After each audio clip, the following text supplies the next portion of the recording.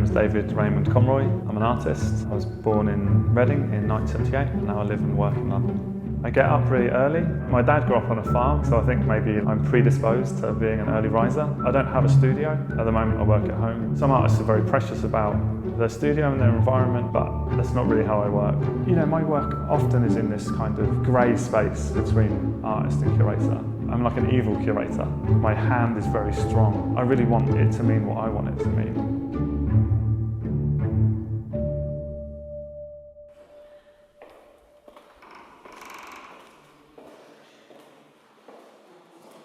Here we are at 17 Gallery in your current show, Retail Space. You told me about your idea to generate changes. Could you tell me more about the show here?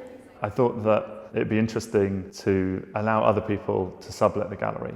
So to use the space that's been allotted for me to show whatever anyone else wanted to show. If you can pay, you can rent it. I've looked a lot at the position of the prosumer, the person who is simultaneously a producer and a consumer. I wanted to make an exhibition where I, as an artist, operated more like a platform. So I operated more like YouTube rather than an individual YouTube user. So what is the question you're addressing here? Is it okay to earn money from art if it's not from the sale of discrete art objects? It's quite interesting in light of your practice. You have a very strong voice as an artist, yeah. But here you are giving your voice to somebody else all the time and without even aesthetic value. I feel happy that it's an entirely dematerialized artwork. But indeed, because I don't put so much pressure on the art object myself as an artist, I feel quite happy that these other art objects exist and that the people who made these art objects have an opportunity to show them. I mean, I also would think of the gallery as a lens, as a way to focus a view on something. Perhaps artwork doesn't always have to be explained. And your art is also very much engaged. You explore subjects such as race, social classes, gender, consumer society. Do you think that art can really change society? I think that art can change society indirectly. Art can change people. If you change an individual, then you change the world. I loved when you talked about frictions, and I wonder why you're choosing negativity as an angle in your practice.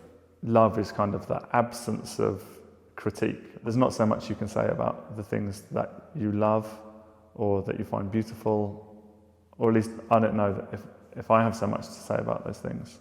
I can lay out, or I can talk about, or I can explore, or I can embody a problem in some way. And maybe this can allow the audience to be in a kind of critical position. Maybe we might find a solution together.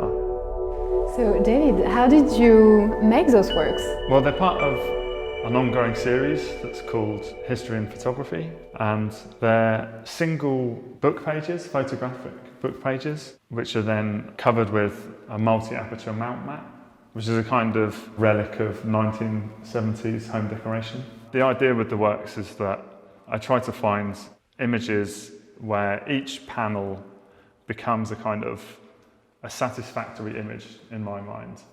We can put together these pieces and we can try and get a kind of full picture, but we have to make up the gaps in between.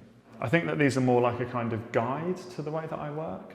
So I think that I'm more interested in this idea that no single viewpoint is the real viewpoint. What is the story behind those two photographs? Actually, these photographs are not taken by me.